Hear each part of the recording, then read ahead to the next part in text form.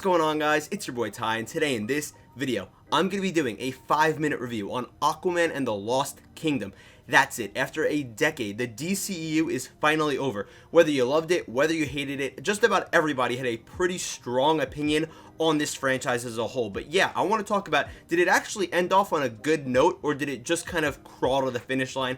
That's what we're here to talk about today. Listen, I don't need to say this, but for those of you that don't know, a 5-minute review, it's a series on this channel where I give myself just 5 short minutes to talk about the movie that we're discussing today, and whether I loved it, hated it, give my thoughts, give my opinions on the film. So with that being said, let's get right into it. Also, make sure you stick around to the end to see my final rating of the film. If you guys enjoyed this video, consider hitting that like button, and also if you want to stick around for more movie related content, I'm your guy. Hit that subscribe button. It would mean the world to me. But with that being said, I don't want to waste any more of your time. Let's get into this review in 3, 2, 1. Alright guys, the timer just started. Let's get right into this review. So just to give you guys my general thoughts on the DCEU as a whole, I've always been an MCU fan, so honestly the DCEU, for me at least, and I feel like most people, has just been a laughing stock, something to kind of just poke fun at and be like, wow, they are constantly messing up. But now it's finally over. We got 4 DCEU movies this year, which honestly is pretty crazy to say. But the thing is, did it end on a whimper, or did it actually finish on a high note?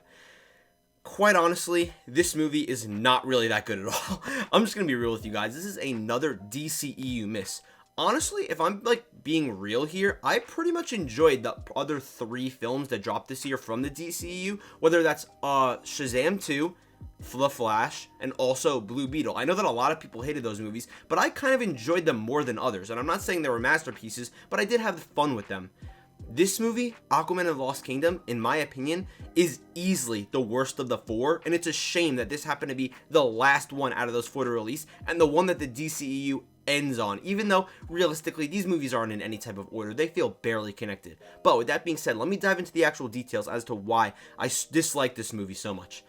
Just to get started off with like some of the more technical aspects, the CGI for like about half the movie is like passable, but the other half, it looks so terrible. And clearly the people that were making this either were rushed, or I don't know, they weren't given the proper budget to make this film. But overall, a lot of these effects look so cheap. When it comes to the editing too, one thing I noticed is that a couple times during this film, there are some laughable slow-mo shots that are so bad that I cannot believe that they made it into like a $150 million or $200 million movie.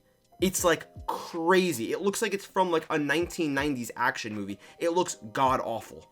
Where else do I even get started here? Amber Heard, obviously that's a topic of discussion surrounding this movie. She's in it enough, but it feels like they had to trim her out as much as possible so that, you know, they could still have her in there for like the plot points that they need her in there for. But it just feels like this movie was Frankenstein together in the editing room. Like they were just like, could we just cut out this little piece of her, this little piece of her being in the movie? And it just makes the movie overall just feel awkward, because it just feels like we're jumping around from certain things, and it's like, damn, it feels like they cut out a scene here, or they cut out a scene here, especially with the chemistry, because Amber Heard's literally playing Aquaman's wife. You'd think she'd be a more prominent character.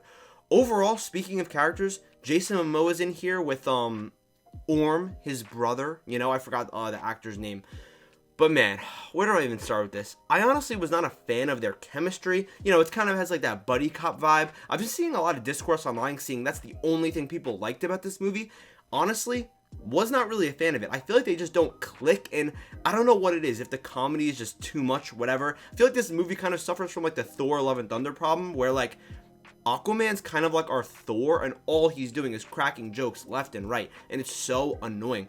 The plot is such a mess. The action sequences overall, there's so much going on, especially in the underwater ones, that it's just so hard to see, and your brain's kind of just like, yeah, there's a fighting going on, I guess. Man, I don't even know. Like, I'm just happy it's over. You know what I mean? It's kind of like, okay, we're just done with the DCEU. That's it. But man, this was just so bad.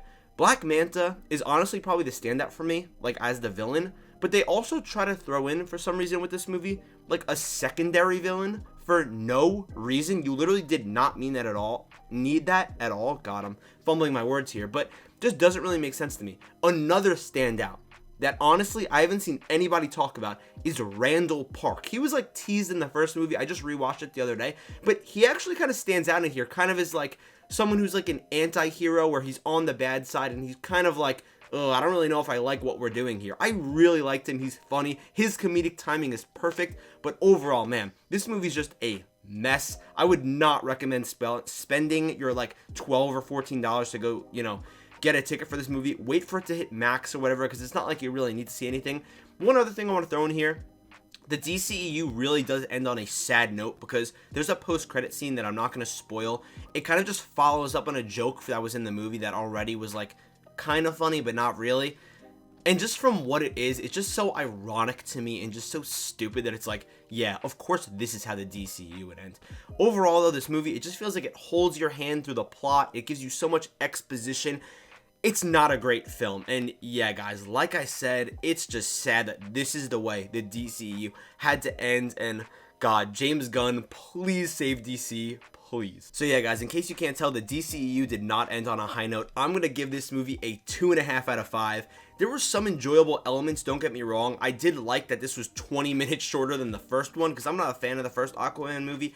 That's a high note, and also, it kind of goes by fast, so it's not like you're sitting there like, oh, this is dragging. It's, something to put on maybe if you want to just turn your brain off, but guys, there's really not much substance here, not that much creativity.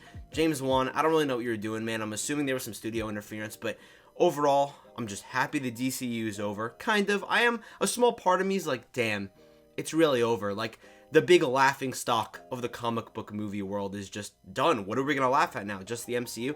But yeah, guys, thank you guys for watching. I love you guys, and I'll see you in the next video.